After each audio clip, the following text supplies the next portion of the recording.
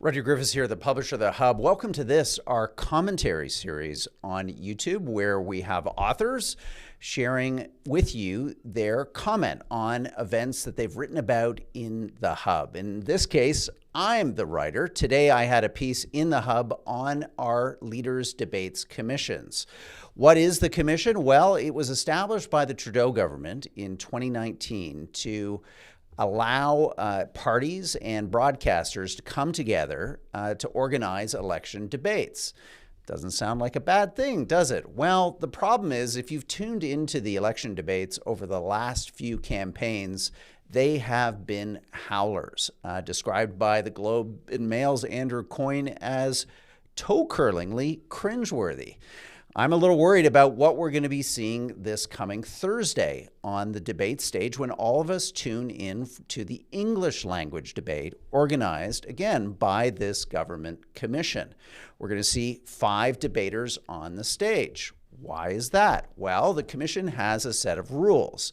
Those rules state that basically every party is allowed onto the stage with very low requirements, either in terms of the number of seats in Parliament or the number of nominated candidates across the country, or third metric that they've come up with to gerrymander this whole thing to ensure that you have 5 leaders on stage, and that's their relative standing in public opinion polls.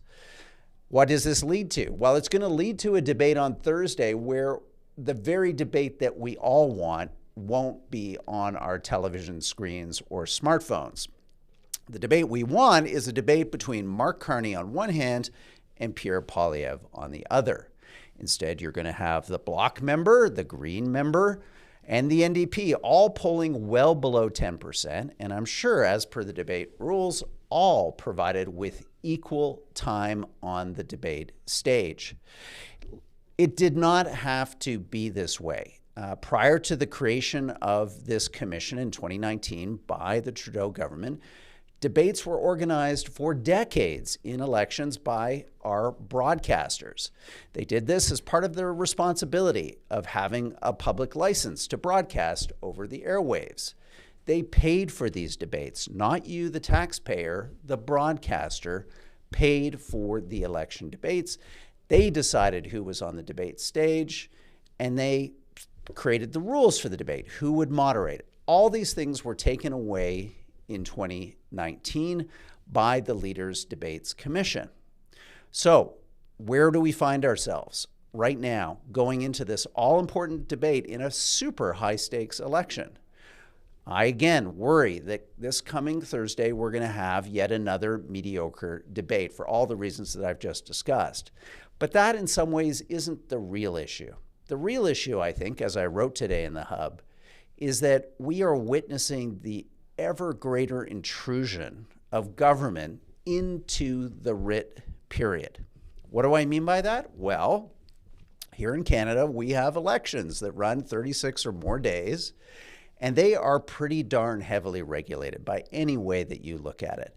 We have limits on third-party spending. If you want to spend $500 or more as an individual, a corporation, or a union, advocating for or against one of the policies of one of these leaders appearing on the debate stage, you have to register with Elections Canada.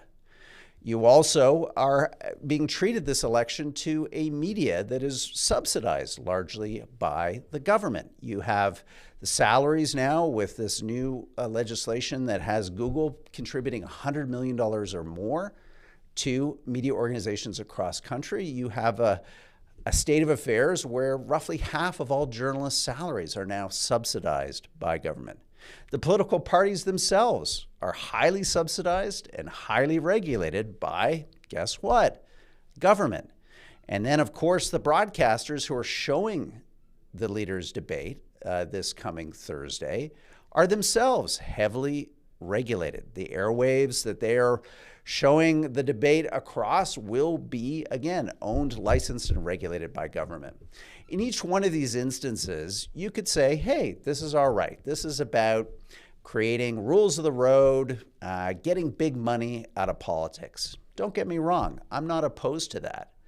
But when you add up all these different things, a leaders' debates commission that sets the rules for the debate, who participates in the debate, how the debate is broadcast, the format of the debate, media parties covering the debate, who are themselves increasingly overseen and subsidized by government, political parties who are deep in bed with government in terms of public subsidies and regulation, and then all of us, corporations, individuals, and unions, heavily regulated during the election in terms of our free speech.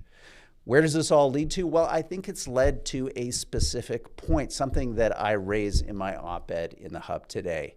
It's led to Canada becoming what I characterize as a managed democracy.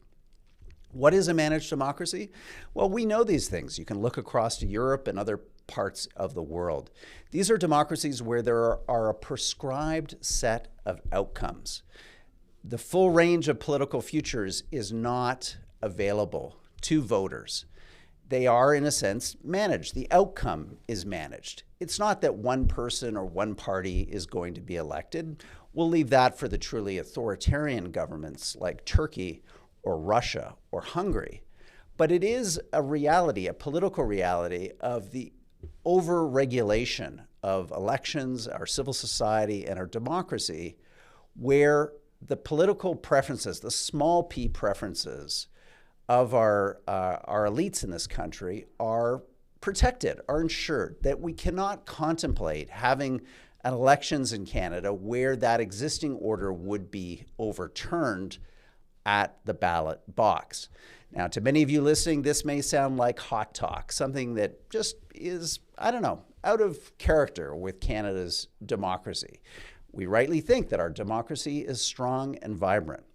Again, I just ask you, if that is the case, then why is our democracy so heavily regulated? Why are our debates now a subject of state intervention? Why are our parties fully subsidized by government and heavily regulated? Why is our free speech regulated during elections when we talk about or use small amounts of money, $500 or more, to advocate for a position or idea that's in either opposition or support of a political leader or party?